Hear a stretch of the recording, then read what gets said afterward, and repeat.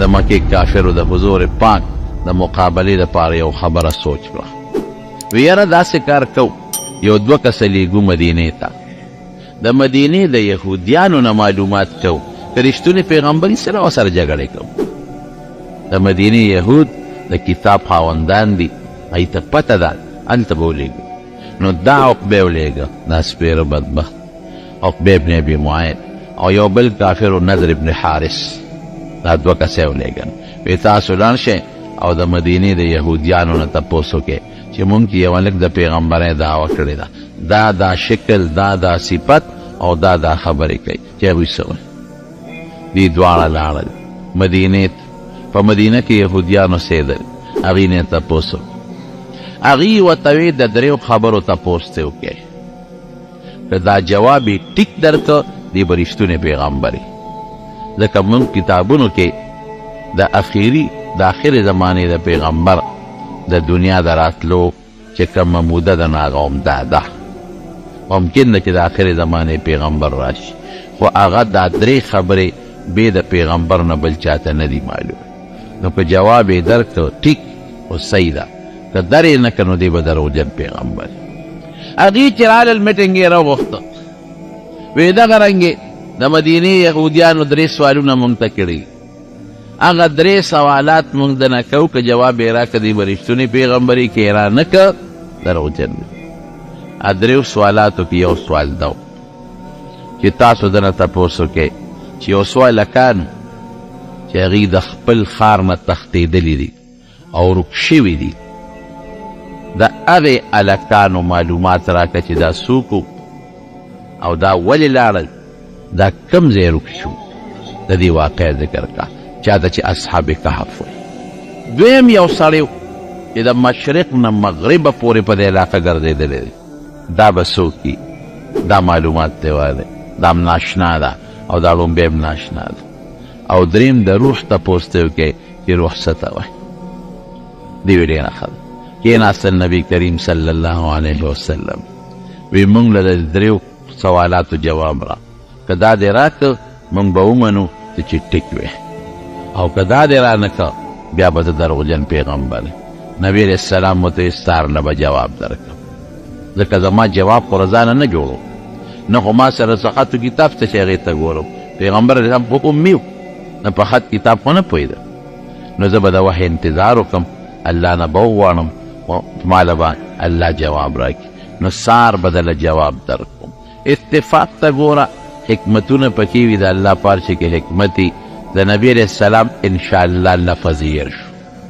دی ونه وی چې سار له به جواب درکړم انشاءالله، دا انشاءالله ونه وی چې وی نه وی بیا الله خفه شو، جواب لیټ شو. دوی سار له رالل، نبي هم ما ته لا اطلاع نه ده راغلې، رښتیا خبرې کوم دروغ نه. بله ورځ مو رانله 15 ورځې وحی لیټ شو. حضور پاک هم پریشانه دی، صحابه هم پریشانه دي، او د مکې کافران شپیلي وایي او لوبې کوي او ټپار کوي چې اوس به پته ولګي. 15 ورځې پس وحی راغی، ولا تقولن لشیء انی فاعل ذلک غدا الا ان یشاء الله. ولې چې یو کار وی سار له به کوم انشاءالله به ورسره خامخا وی. په دې زه خفه یم، دا به نه وی چې دا به زه جواب در کوم، چې خدای وغواړي زه به جواب در کوم. نو بیا دا 3 واړه جوابونه وله ورکړل.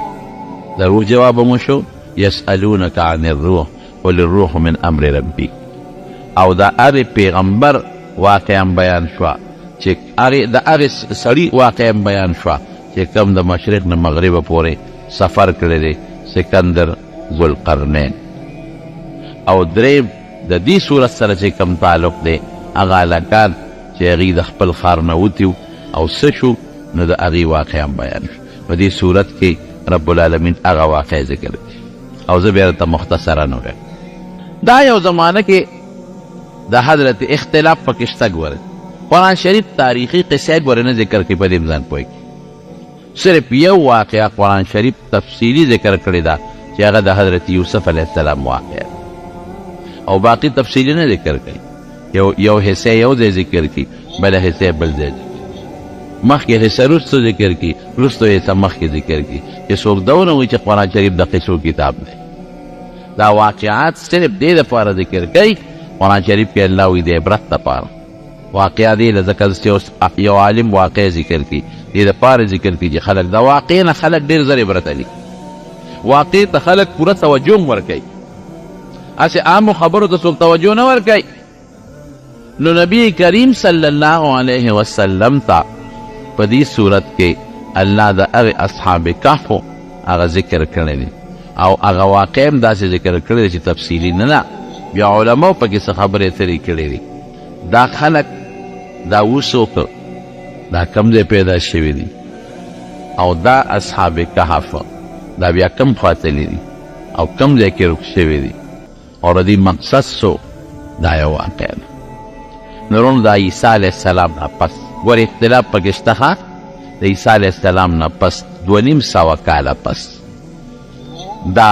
هلکان په یو وطن کې په یو ځای کې پیدا شوي کم بادشاه چې په هغه علاقه کې و د هغې بادشاه نوم دقیانوس و دقیانوس بادشاه و د هغې بادشاه په زمانه کې دا هلکان پیدا شوي او دا هلکان شهزادګان ده چې د مختلفو علاقو د ګورنرانو بچي و د وزیرانو بچي و او دا هلکان ډېر په ناز و نعمت کې لوی شوي ځکه د بادشاه زوی چې لویږي هغه خو نه کار کړي نه قصب کړي نه لاسونو کې د کار سره بلي دي نه خپې د کار سره بلي دي وجودونه نازکي نازک مزاج هلکان او د خپلې وزیر یا د ګورنر د دغې خلکو بچي و دا زمانه د دقیانوس وه او د عیسی علیه السلام نه 2,500 کاله پس دا واقع و دقیانوس بادشاه دی مشرک بادشاه دی او کوم خار سره چې د دوی تعلق او کوم علاقه د هغې نوم افسوس و افسوس په سین سره مخکې سین دی وروسته سین بادشاه مشرک و شرک پې کو او بادشاه ته به خلکو سجدې لګولې کوم سړی چې به دربار ته راغی د لومبې به یې بادشاه ته سجده ولګول او بوتان یې جوړ کړي وو غټ غټ بوتان په چوکونو کې بوتان لګولي غټو غټو شاهراګانو کې جوړ لګولي او په خپلو محلاتو کې لګولي بوتان او ځای په ځای بوتان خواره کړي او کورونو کې حجرو کې خلکو سره بوتان د دغه بوتانو سجدې به یې کول عبادت به یې کو یو میلې له به دوی تل په کال کې هغه میله کې به دا دنیا خلک شریکېدل هغې کې به نیزهبازي کېده بادشاه په خپل تخت باندې ناست و نیزهبازي به کېده او چا به په دې میلو کې خپلې لوبې ټوکې کوي لکه که ستاسو خیالي نو اوس هم په دې چترال کې یو میله لګي اکثر صدر پاکستان هم ولري پولو ورته وایي که څه ورته وایي پولو ګراونډ او په دې سونو باندې هغه خپل کرتبونه کوي او د دنیا خلک هغه تماشې او هغه میلې لري یا مثلا په 23 مارچ باندې او یا مثلا په دې بعضې 14 اګست باندې چې دا فوجي میلې لګي او د ټینکونو د دې مظاهرې پکې خلک تماشې لري دقه رنګې به دې بادشاه یو میله لګېدل هغې کې به هغه فوجي تربیتونه هم کېدل د هغه زمانې چې څه فوجي تربیتونو اسونه به هم پکې خلکو ځغلول بادشاه به وزیران به او دا دنیا به راغونډه وه دقسې یو میله لګېدلې ده بادشاه دی دقیانوس وزیران دي لګیا دي خلک خپل کرتبونه کوي بوتان لګېدلي دي بوتانو ته سجدې م کېږي بادشاه ناست تخت لګېدلی دی اتفاق ته ګوره چې ته د یو اونې نه یا د یو چت نه یو پیشو را ټوپ کړی پیشو چې څنګه را ټوپ کړي پیشو د بادشاه د خوا سره پرېوت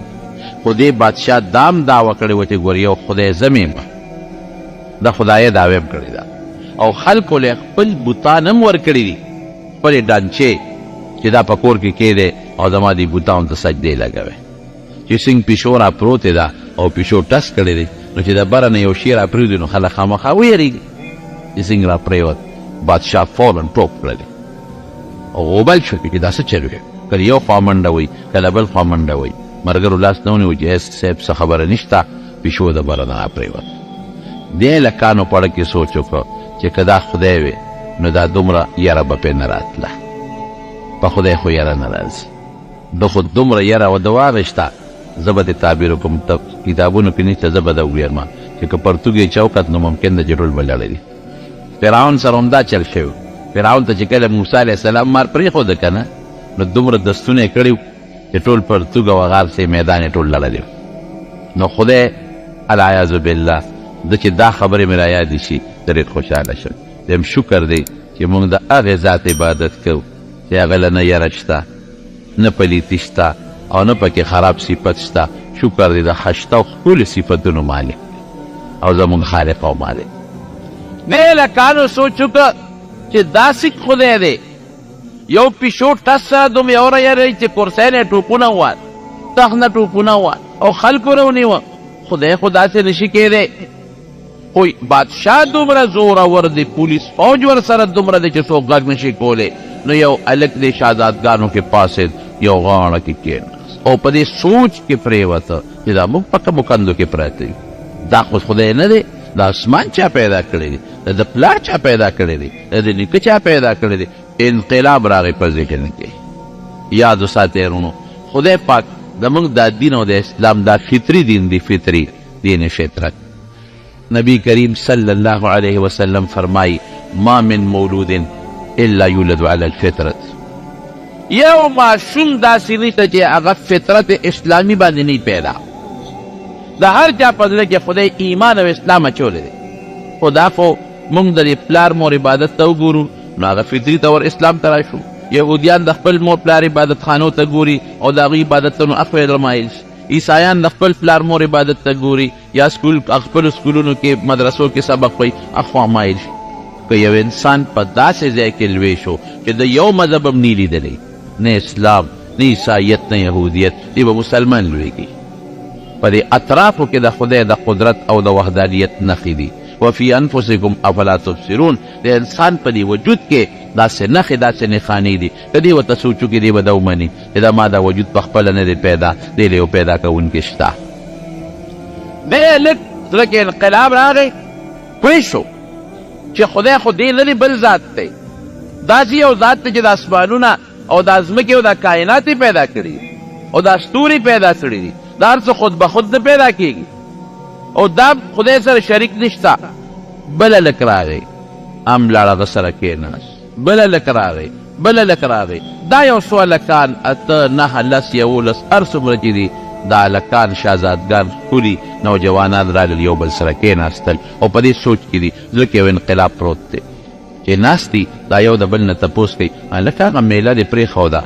ته څنګه دلته رالې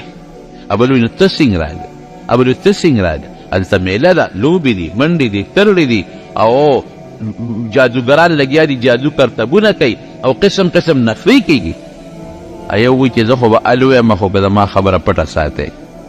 ال وعده کوئ وی بلکل موږ به پټه وساتو وایه وی زما زړه کې خو دا رالل چې دا د قیانوس خدای نه دی الله واحد لا شریک وحده لا شریک له یو ذات دی چې د دې ټولو کائناتو مالک دی او لکه مې دا راغلی چې دا بوتان خو موږ په خپلو لاسو تراشل او جوړ کړل دې ته موږ عبادت کوو نو زه خو په دې سوچ کې شوم درازان نه شوم ابولوی قسم دې زما هم دا سوچ دی ابولوی قسم دې زما هم دا سوچ دی ابولوی قسم دې زما هم دا سوچ دی خالقه به ټیک ته زموږ دا سوچ دی اوس دا سوچ مخلوق ته رسول غواړي خو ګورې خفیه طریقې سره دې نه به څوک خبره ونه ولې که بادشاه خبر شو سرکاری مذهب بت پرستی ده که بادشاه خبر شو یا زموږ پلانان خبر شو یا مشران خبر شو سزا به راله راکړي پټ پټ به داسې دا شیخ وره اوسه مشوره سلا به کوو خو خبره پټه کم دی پاتې کېږي بادشاه ته اطلاع ورسېږي چې دغه رنګې یو څو هلکان دي چې خو ستا سرکاري مذهب نه مني او نه تا ته خدای وایي هغې خو بل خدای مني بادشاه فورا دوی ځان ته ودرول او راوستل چې راوستل دربار کې حاضر کړ بادشاه ته تپوس وکړ تاسو متعلق څه خبرې رسېدلې دي څه مسله ده نو حق نه پټېږي فورا د دوی د خولې نه ووتل قرآن شریف کې په دې صورت کې رب العالمین رستو فرمایي الله تعالی رستو په خپله په دې کې ذکر کوي په خپله فرمایي څه وایي اذ قاموا فقالوا ربنا رب السماوات والارض رب زمون رب د اسمانونو د ځمکې دی لن ندعو من دونه الها لقد قلنا اذا شططا د الله نه ما سوا بل خدای نه منو او که بل خدای مو د الله نه علاوه ومنو خو دا خو مونږ ډېره خطرناکه او د جرم خبره کړي او دا خبره خو درست نه شوه تاسو خو دا یو نظریه ده او یو عقیده هم ده داسې هم چېرته پرېږدم میټین شروع شو چې څه ورسره وکړو پلاران یې چې کوم وو هغې وغوښتل وی ستاسو بچي خو دا عقیده لري څه ورسره وکړو هغې ویرېدل وی بادشاه سلامت چې ستا خدای نه مني او ستا مذهب نه مني زموږ بچي دې موږ ته دستبردار وي چې څه ورسره کې ورسره یې وکړه بعضې خلکو وی چې نه صبر ورته چا وی صاحب مړې کړه میټینګونه کېدل بادشاه وی نه یو چل کوم دوی له بله غوندې مهلت ورکړي که دوی خپل زوړ دین ته واپس شو خو ډېره ښه ده او که خپل زوړ دین ته واپس نه شو نو بیا داسې سزا به ورکوم چې د عبرت سزا به داسې سزا به مې چا هم نه ورکړي وی ځئ بچې تاسو هلکان یې ناپویه یې تجربه نشته بې تجربې یې ځئ لړ شئ سوچ وکړئ مشوره وکړئ تاسو له 2 ورځې پورې مهلت که خپل زوړ دین ته واپس شوې ښه پخه ګنې بیا به در سره ګورم سرمنې به مو باسم پرېږدم نه تاسو له مهلت در کوم اوس که سمدستي م وجنم خلک وایي ظلم یې ورسره و هلکان و هغه نه پوهېدل دې مشر و دې خو پوهېده مهلت در کوم دې ویې ډېره ښه ده چې دې بار څنګه راووتل یو بل سره مشوره کوي چې دې ظالم بادشاه نه موږ څنګه اوس بچ کېږي د ده د یارې نه خو زموږ پلاران هم انکار و نور خلکو ته به موږ څنګه دین ورسب څه به کوو اوس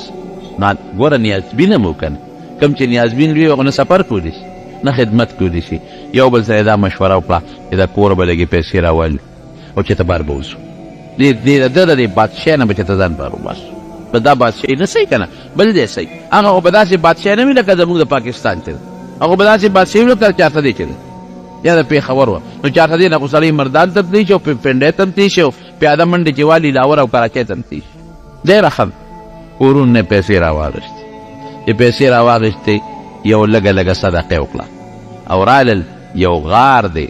د دې د کلي نه بار د کلي په خوا کې هغې غار ته ورننوتل چې دې غار ته به ننوځو ځکه که بار ممکن او مشورې میټینګونه کوو د بادشاه کارندګان او دا پولیس او دا او خلک هم داسې خلکو ته نیغ نیغ ګوري که نه چې لکه دغه هلکان دي دغه چې نوې مذهبې دی دغه دي چې بادشاه مهلت ورکړی دی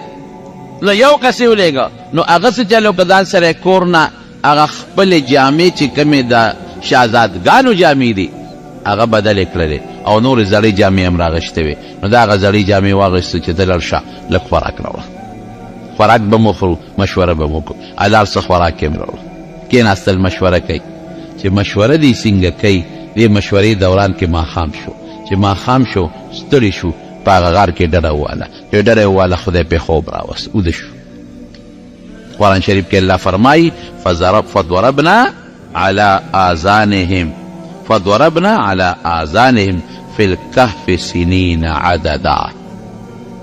الله په دې غار کې اوده کړل څونه عمر قرآن شریف کې الله وایي 300 کاله 9 کاله د پاسه 300 په دې غار کې اوده دي دا د خدای لوی قدرت 300 او 9 کاله په دې غار کې دا اوږي او قرآن شریف کې الله فرمایي داسې لو ده کړل چې په ډډه الله اړی راړی خوب کې چې سړی په ډډه څنګه اوړي چې وجودونه ونه لګي خراب نشي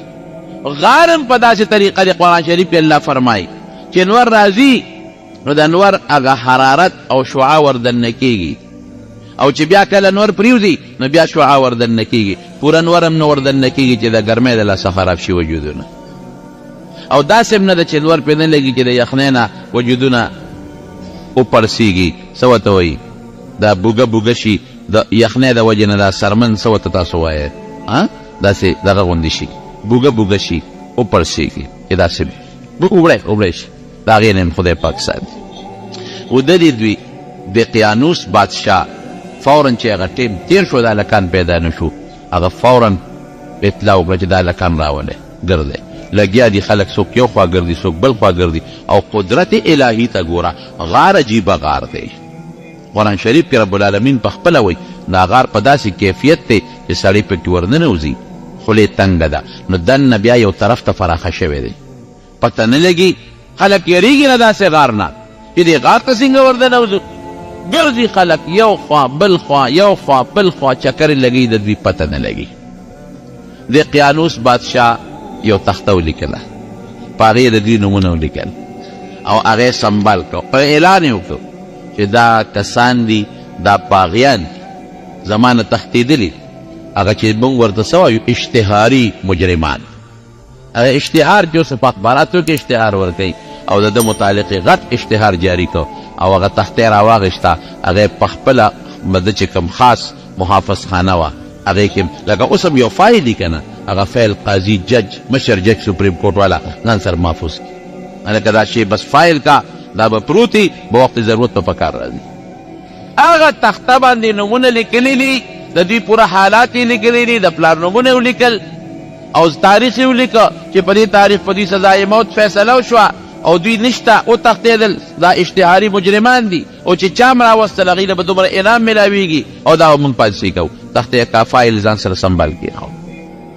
دوی خو لال غار ته ودلي ګرځي ورپسې ګرځي ورپسې ګرځي ورپسې ګرځي پته یې نه لګي اخر کې څوک رالل دې غار ته چې ویې کتل دا پکې وده دي فورا لاړل بادشاه ته اطلاع ورکړه صاحب راشه الله سړي مې پیدا کړل کوم دی یو غار دی خو صاحب غلی به ورځو ګورې وده پراته دي چې ویښ نه شي ونه تښتي بادشاه سنګنا دی او سړی غار ته ور دننه کړ وایي چې غار کې خو سړي وده پراته دي سپی ورسره لا بیل دی کلبهم باسط ذراعیه بالوسید دوی چې کله تلل سپی ورپسې دی سپی شړي هغې ورپسې دی سپی شړي او ورپسې دی سپی ورته وایي چې تاسو د خدای نه یریږئ سپی ورته ګویا شو د خدای نه یریږئ زما در سره مینه ده او تاسو ما شړئ حیوانات به جنت ته نه ځي لیکن د اصحاب کهف سپی به هم جنت ته ځي سګې اصحاب کهف دا به هم جنت ته ځي ولې د صالحینو نیکانو سره محبت یې ساتلی دی دې وجې نه علماو سره صالحینو سره محبت او مینه دا د برکت نښه ده ورونو ګورئ په مال به اعتماد نه کوې ذهن کې واچوه مال غاد ورایح ثورت ولا شی په بچو به هېڅ اعتماد نه ساتې نن دې بچي دي خو چې پیدا کې ونه او که د ګټې وټې ته نه پرېوتې که نه به اعتماد به پرې نه ساتې په قوم به اعتماد نه ساتې اعتماد به په چا ساتې د الله رسول مینه باندې په چا به ساتې الله رسول مینه دا به جنت ته رسوي او علماو سره محبت مینه دا به جنت ته رسوي صالحینو سره محبت مینه دا به جنت ته رسوي سپی دې ولې نه بادشاہ چې راغی ویې کتل هلکه ودلي راویښې ګرفتار بادشاه نه ویښه وایم دې سره داسې سزا ورکوم چې داسې سزا به مې چاله هم نه ورکړې ځان له په خپله جیل خوښ کړی دی چې کوم جیل یې ځان نه خوښ کړی دی نو زه خو به جیل کې اچوم دا ولې ټیک دی شا به یې راوړی ګټې او د غار داخلو ورپسې مکمل بند کړې همدې کې نه خوراک به میلاویږي نه بس اوبه میلاویږي نه به هوا ورباندې لګي نه به تو ورباندې لګي همدې کې دننه به مړه شي عجیبه سزا تجویز کړه ګوره دا مقلب القلوب زړه بدلونکی څوک دی داسې ده که نه نبی کریم صلی الله علیه وسلم چې به سوال کو نو فرمایل اللهم یا مصرف القلوب ای زړونو اړوونکیا صرف قلوبنا علی طاعتک یا مقلب القلوب قلب قلوبنا الى طاعتک خدای زموږ زړونه ستا تابعدارۍ ته ورواړه اوس د هغه زړه کې خدای دا واچو ګنې وجلی هم شو رابخولی هم شو سوځولی هم شو هر قسم یې کولی شو الله زړه کې وله دا سزا تجویز کړه ځکه د هغې سزا کې د هغې فایده وه نو دا سزا یې وله پړه کې تجویز کړه چې راویښوه ما به دیوال ورته وکړه خلکو ډېر مخالفت وکړ بادشاه ویې نه دا الله چې کوم جیل خوښ کوم دا وله ټیک دی همدقه جیل کې دا وله ورکوم ډېره ښه ده دیوال یې ورته د مضبوطو غټو غټو تیږو خیجو مضبوط یې وتپه خیر و خلاص بادشاه لاړ سړي څوکیداران مقرر کړل چې دا دیوال کله کله ګوره بار تېرو اگر چې د راوتو هېڅ امکان نشته دومره غټې تیږې څوک لرې کولی نه شي او بیا بادشاه چې کوم آبادي کوي تاسو وینئ که نه د شاهي مسجد دا دیوالونه چې والي شوي دي شاهي قلعې والا دیوالونه چې والي شوي دي دا څوک نړولی شي د قیانوس بادشاه زمانه رو رو تیریږي تیریږي تیریږي تیریږي اب خدای مړ که ورپسې بل بادشاه هم راغی مړ شو بل هم 300 کاله تیر شو ورو ورو پروردګار داسې خلک پیدا کړل چې هغه صالحان او نیکان شو دا دورونه تیریږي کله د باطل غلبه وي اخر کې د حق غلبه راځي بیا د باطل غلبه ورپسې د چا غلبه وي د حق غلبه لکه زمونږ دې وطن ته وګورئ، زمونږ په دې وطن د بت پرستۍ یو زمانه تېره شوې ده. تاسې ده که نه ده؟ کم یو غونډی چې ګوري بوتان پکې راخېږي. د دې اوتمانزو دا بار غونډی وګورئ، د رزړو دا وګورئ، تورنګزو کې دا غونډی وګورئ،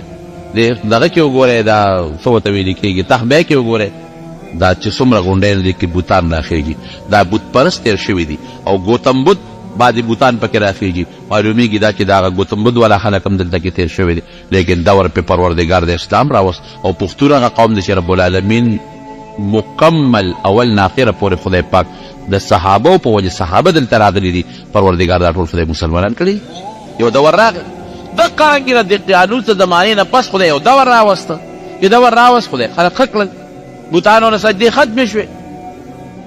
او خلک ښه شو، نیکان شو، نیکان شو. یو بادشاه را، یو صالح او نیک بادشاه، نوم یې تورتوس دی، تورتوس بادشاه را. هغه بادشاه راغی، د دې بادشاه زمانه کې خلک نیکان دي او د عیسی علیه السلام دور دی او دا هغه زمانه ده چې عیسی علیه السلام خدای پاک جمدی بیا اسمان ته جوړی دی. د عیسی علیه السلام د وینا مطابق څوک ښه عبادت کوي او څوک عیسی علیه السلام ته خدای زویم وایي، داسې هم پکې شته. خو بت پرستي ختمه شوې ده، رو خلک نیکان، بت پرستي خلکو چې دا تورتوس بادشاه راغی. دغه زمانه کې بیا بعضې خلکو رو هغه د کفر خبرې بیا رو راغلی، دور بیا رو نږدې کېږي. حالانکې دې ته زمانه رسېدلې ده چې ښار مکمل بدل شوی دی، ښار کې جوماتونه جوړ شوي دي، ګرجې جوړې شوي دي، د ښار په دروازو باندې لا اله الا الله عیسی روح الله لیکلی شوی دی، هر څه بدل شوي دي، بوتان مات شوي دي. خو دا بادشاه چې دا تورتوس بادشاه راغی، دې وخت کې بعضې خلکو دا عقیده رو خوره شوه چې یاره دا خلک به څنګه واپس جمدي کېږي. یو ځل چې یو سړی مړ شو او خور یې شو، دې به څنګه واپس جمدي کېږي؟ دا غلطه خبره ده، واپس جون نشته. رو دا نظریه خوره شوه او د بادشاه چې کوم خواص دي پارلیمنټ والا، زه به ته تعبیر وکړم، دې خلکو ته خبره ورسېدل، څوک یو خوا شو څوک بل، چاوی واپس جمدی کېدل شته، چاوی واپس جمدی کېدل نشته. بادشاه پریشان. دی بادشاه کتابونه لیکي، زړې جامې واغوستې، سر یې سرتور، خپې بلې خپې شو او پروردګار ته درخواستونه شروع کړل چې یا الله یو نښه داسې مونږ ته ښکاره کړه، او دا داسې وخت چې نه پیغمبر شته او نه د پیغمبر صحیح تابعدار شته، نه د پیغمبر تعلیمات شته، ختم شوي دي، جاهلیت رو خپرېږي. بیا پروردګاره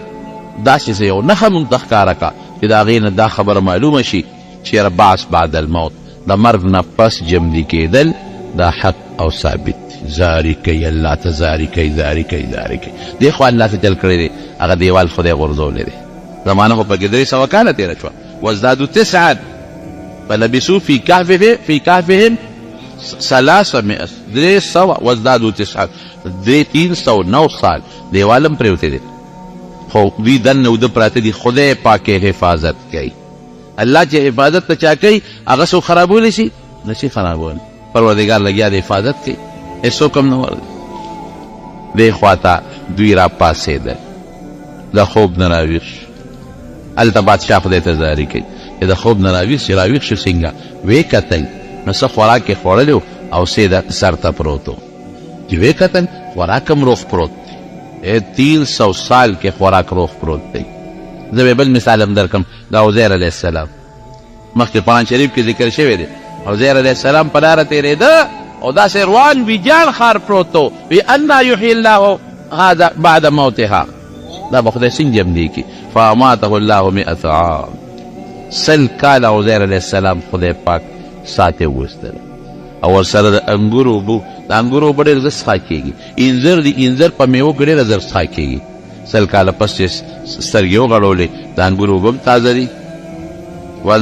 وانظر الى طعامك وشرابك لم يتسنى، قرآن شریف کې الله وایي هغه خوراک چې زر څښا کېږي چې زر دي هغسې محفوظ دي، هغه د انګورو اوبه چې ډېر زر څښا کېږي هغه مخکسې محفوظ پراته. دا هر څه خو د الله په اختیار کې دي که نه. دا څښاوالی ولې راځي؟ د جراثیمو د ذریعې ده او د آب و هوا د ذریعې نه او د حرارت او د برودت د وجې نه، او دا هر څه د چا په لاس کې دي؟ د الله په لاس کې. جنت کې یو شی هم نه څښا کېږي. زه کله کله یو مثال ورکړم، زیبنا ماشوم د مور په ګېډه کې دننه په څومره ګندګۍ کې پروت دی او په اوبو کې ډوب پروت دی، په اوبو کې ډوبه، لیکن دا ماشوم نه څښا کېږي. عقل غوی چې څښا دي شي او مخصوص ټمپریچر دا د مور په دې ګیډ که ته وایې چې دا سینګه په دې سینګه دې پویو د مور په ګیډه کې د ماشوم پروت دی هغه مخصوص ټمپریچر غواړي په ژمي کې متعله هغه ټمپریچر رسوي اوړي کې مور ته رسوي چا داسې وکړل چې ورېږه په اوړي کې به د ماشوم د مور د خېټې ته به بوزې وو هسې نه دننه ماشوم مړ نه شي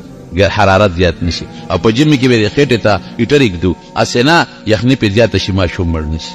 او هغه مخصوص اکسیجن او د خدای رسوي او هغه غلط ګیس د خدای وباسي کاربن ډای د ماشوم خوراک ته هغې ته خامخا رسېږي نه دغه دی کې وجود دقسې خاموش پروت دی نوکان جوړېږي ویښته جوړېږي په سر باندې اډوکې جوړېږي او په اوبو کې ډوب پروت دی ماشوم او جمدې پروت دی کم خدای چې دا کار کوي دا هلکان په دا 300 کاله ساتلی شي که نه شي ساتلی یو قادیانی و زموږ یو عالم سره بحث و مناظره وه نو دا قادیانان دا نه مني چې عیسی علیه السلام بره په اسمان کې دې میرزا غلام محمد قادیاني ته مسیح وایي وی تاسو خو وایئ چې عیسی علیه السلام بره په اسمان کې دی وی ستاسو خو دا عقیده ده چې په اسمان کې نه بول شته واړه او نه لوی بلکل وی دا عیسی علیه السلام هلته اودسمات یې کوم ځای کوي نه مولانا صاحب ورته وایي وی د مور ګېډه کې څو میاشتې تېرې کړې دي وی 9 میاشتې وی مور ګېډه کې د غول کوم ځای کول هغه کموډو ښایه که نه چې کوم ځای پې ته ناست وی او هغه بول چې د کول هغه ځای راته وښایه چا به ډېران وښایه چې د مور ګېډه کې دې پکې متیازې کولې وی الله راله بندوبست کړی نو د خبیث بچی چې تا له دلته بندوبست کولی شي هغه هلته نه شي کولی دا اسباب د چا په لاس کې دي اور یو سبب د سوځېدو دی دا خو منې که نه لیکن ابراهیم علیه السلام چې ورپرې وسوځوي نه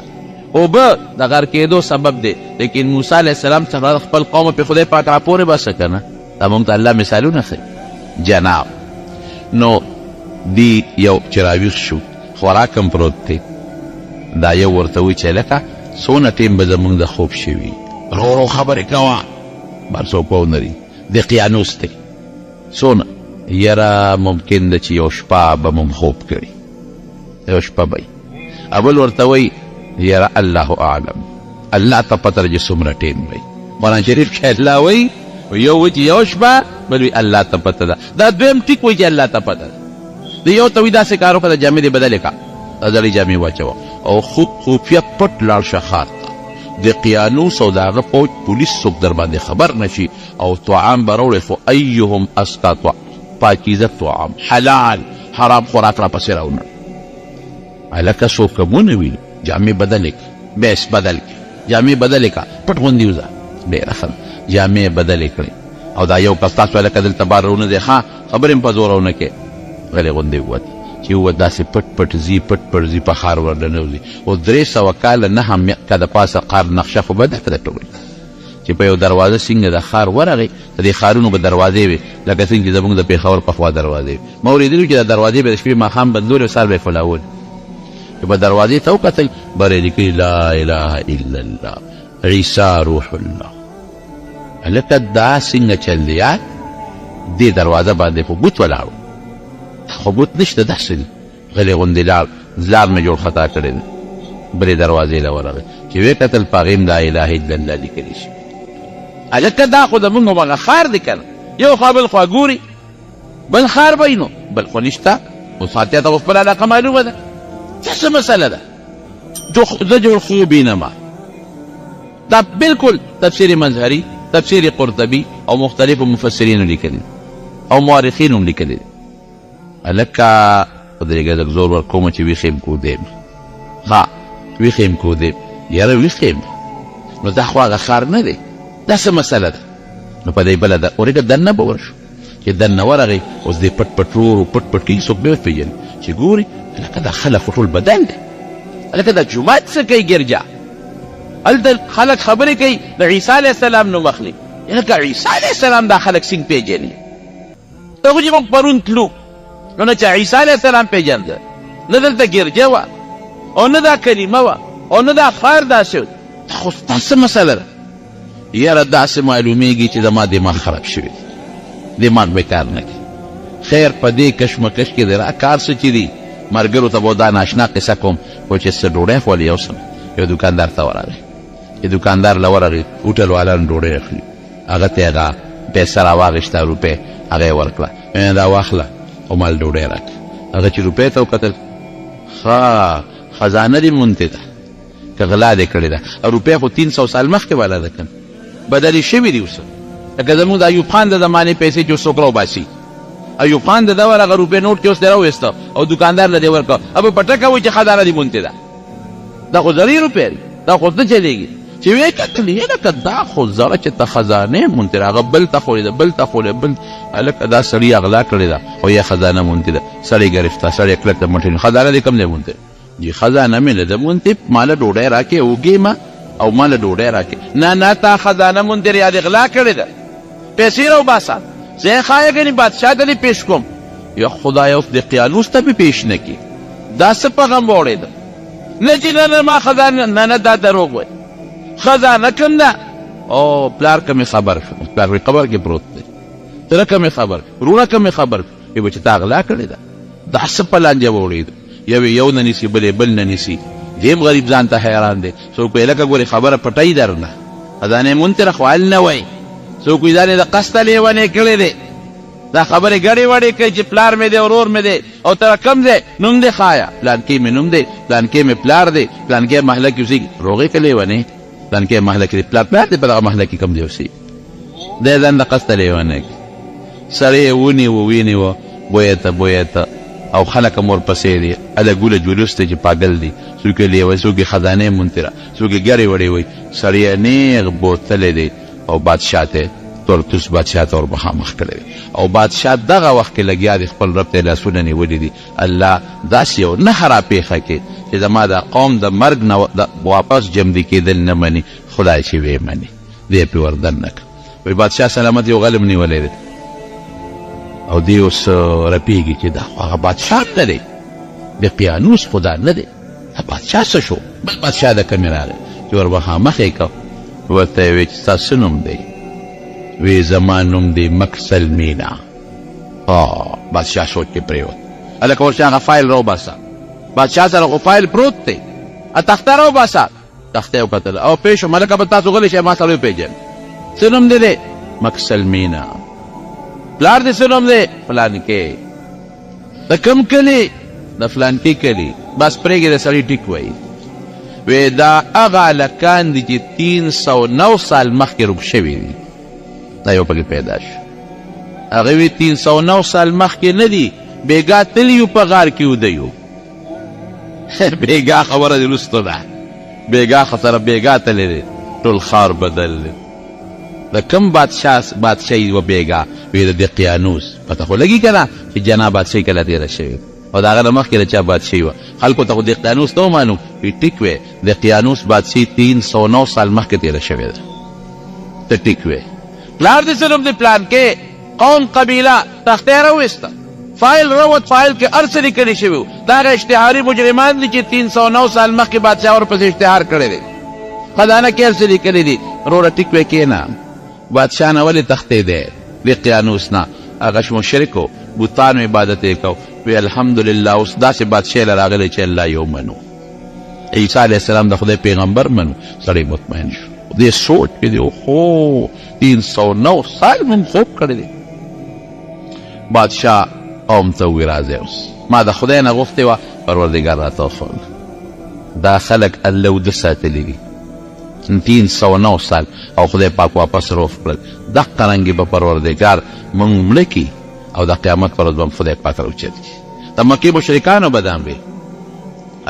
نبي علیه السلام له یو کافر راغی او یې داسې دغه یې راواغېسته زوړه ډوکې او په دې ګوتو یې داسې ورجو ویې ته څه وایي چې دا به واپس جمدی کېږي نبي علیه السلام ورته وی او دا به واپس جمدی کېږي اذا كنا عظاما وترابا أئنا لفي خلق جديد او آباؤنا الاولون دا به واپس جمدی کېږي الله وی بالکل ته به هم جمدی کېږي واپس تا دا پلار و مور به واپس جمدی کېږي چې کوم ذات د نیس نه د نیش نه شته ته انسان راوستی شي او د یو نطفې نه د یو رکوټې چینجي نه خشته انسان جوړولی شي نو چې دا کومه ډانچه چوره ده غوښه پرې نشته صرف هډوکي دي هغې نه واپس جمدی کولی شي که نه شي جمدی الله پرې قادر ځای چې ځو تماشه ووینو د ملګري ووینو دې ته مخکې د بادشاه وزیران ورپسې دي غار نه رالل وی تاسو داسې وکړئ تاسو په دې غار یکدم مور دی ملګري به مې ویریږي وی به چې دا خو دې ټانوس راغی زه ورځم چې راولې پوی کم وی ډېره ښه ده دی په غار وردن نه شو ملګرو ته یې وی چې یروره څونه بوده به وی یو شپه څونه بوده به یا بل وی سره وی 309 سالم نیکبختو خوب کړی دی اسینګه ټوله قصه یې ورته وکړه بادشاه راغلی سره د وزیرانو او بادشاه مسلمان دی وزیران مسلمانان دي ګرجي جوړ دي د الله عبادت پکې کېږي دی راووتل واپس راغلل چې راووتل د ټولو سره ملاقات وشو د بادشاه د ټولو سره ملاقات وشو او بیا دی بادشاه ته ووایي چې بس دا مهرباني وکړې مونږ به راځو تاسو له خو تاسو مونږ پرېږدئ خپل غار ته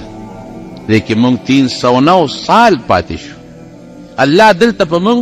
د خپلو رحمتونو انتها کړې ده ځکه د الله نه یې غوښتې دا وه الله نه وایي ربنا آتنا من لدنک رحمتا د هغې غار ته چې کله ننوتل د الله نه دا سوال کوي ربنا آتنا من لدنک رحمتا وهیئ لنا من امرنا رشدا خدایا مونږه باندې رحمت نازل کړي او زمونږ په دې لاره کې پروردګاره مونږ ته سلوک هدایت او نیغه لار نصیب کړي نو زمونږ هغه دعا خدای قبوله کړه مونږ به دې غار ته ننو ځای به هم دی بیا به راځو درله هغې غار ته چې څنګه ننوتل پروردګار ته ساه وایستل فورا په الله خوب راوسته او پروردګار ته ساه وایستل الله مړه کړل چې بادشاه سره د کار د تاسو اوس چې سړي خو رانوتل سړي پراته دي مړه پراته دي نو بادشاه هلته بیا جومات جوړ کړی دی په هغه ځای باندې جومات یې جوړ کړی دی اوس دا غار کوم ځای کې دی نو د علماو پکې لوی اختلاف الله خو یقین پته نه لګي الله ته پته لګي څوک وایي چې پرون کې یو غار دی پرون کې او هغې کې یو غار دی تفسیر قرطبي لیکلی دی په هغې کې د 21 سړو ډانچې پرتې دي تفسیر قرطبي لیکلی دی او دا امام قرطبي دا د غرناطې ښار سره تعلق لري اندلس کې غرناطې یو ښار دی دا تفسیر امام قرطبي د هغې کلي سره تعلق لري نو دی پخپله لیکي چې ما پخپله لیدلی دي چې د 21 کسانو لاشونه پراته دي څنګه لاشونه داسې ډانچه چې ستا غوښې هډوکي د ټولو سره یو شانتي وي هم غوښه شته هم هډوکي شته او بعضې داسې ډانچې دي چې غوښه پرې نشته او صرف هډوکي دي خو دې یقین نه کوي وی اس پتن لګي چې دا څوک دی غارم شته د جومات آثار هم شته ممکن ده چې دا هغه کسان وي نور حقیقت ته رب العالمین خبر دی حضرت ابن عباس رضی الله عنه وی چې د حضرت معاویه رضی الله عنه سره یو جهاد نه لاړم وی چې لاړمه نو وی خلک وی چې دلته کې یو غار دی او په هغې کې اصحاب کهف دي نو وی حضرت معاویه صاحب وی چې وردن کېږو چې تماشې چې څنګه دي وی ما ورته ووی چې نه ما وردن نه کېږه ځکه قرآن شریف کې رب العالمین فرمایي الله قرآن شریف کې فرمایي چې تحسبهم ایقاظا وهم رقود ته پې ګمان به دا کوې چې دا ویښ دي داسې پراته دي او د وده دي ونقلبهم ذات اليمين وذات الشمال وی ښي او ګس طرف ته اړوم راړوم وکلبهم باسط ذراعیه بالوسید او سپی د غار په درشل باندې څنګلې خورې کړي دي پروت دی لو اطلعت عليهم لوليت منهم فرارا ولملئت منهم رعبا که ورغلې که نه نو د یارې نه به دې زړه ډک شي به پکې راوتښتې نو الله قرآن شریف کې داسې وایي نو مو ور نشي ورتلی که ورغلې نو روب به در باندې راشي حضرت معاویه صاحب نه ابن عباس خامخا څوک وردن نه بوم چې پته ولګي نو یو څو کسان یې وردن نه کړل نو چې وردن نه کړل نو خو د یو سیلی راوسته داسې سیلی په دې غار کې دننه راله چې دې واپس راوتل راوتښتېدل دا د ابن عباس رضی الله عنه رایه ده شام کې یو غار دی شام په هغې غار کې دننه د مړو لاشونه پراته دي او د سپي لاشه مو سره شته لیکن ما ته چې څونه پورې اندازه ده نو څونه اندازه ده نو په اردن کې د عمان سره خوا کې یو غار شته اردن کې او ما ته مخکې ورته یو قاري صاحب په خپله خبره وکړو زه د حسن قیرت مقابلې ته تللی وم اردن ته نو هغې غار ته زه په خپله ورغلی نو په هغه غار کې دننه لاشونه پراته دي او دا غار دوی څه دی نیم یو طرف ته دی نیم بل طرف ته دی نو په هغې کې هم څه لاشونه پراته دي او دا غار دا اردن والا مفتی شفیع صاحب رحمت الله علیه لیکلي دي چې دا په 1963 کې پودی شوې ده نو هغې کې دا پیدا شوې ده واقعي دا شداد یو بادشاہ تیر شوی دی تاریخ لیکلی وی جابر کافر او ډېر مضبوط بادشاہ و هغه زمانه کې چې څومره علاقه و په هغې د ټولو د سلطنت او بادشاهي و او دا یو خبره ده چې کوم سړي سره مال او دولت زیات راشي بادشاهي راشي د هغه په دې سر کې دا کبر او نشه پیدا شي دا لازمه خبره ده د ده په سر کې دومره لویه نشه راغله چې جناب د علاقې د مشرقو څه کوي چې د خدایۍ دعوې وکړه وایي زه خدای او بیا اعلان جاري کړ چې کوم سړی زما دربار ته راځي نو ما ته به څوک بکوي لکه زموږ بادشاهانو ته چې څوک ننوځي څوک ورته سلوټ کوي څوک لاس په تنګي کېږي خو سجده ما سوا د رب العالمین نه بل چاته جایز نه ده یو الله ته به سجده کې سجده کې ته د خپل مبارک او خشته او د عزت اندام چې سر دی دا په خاورو کې لګي خاورې د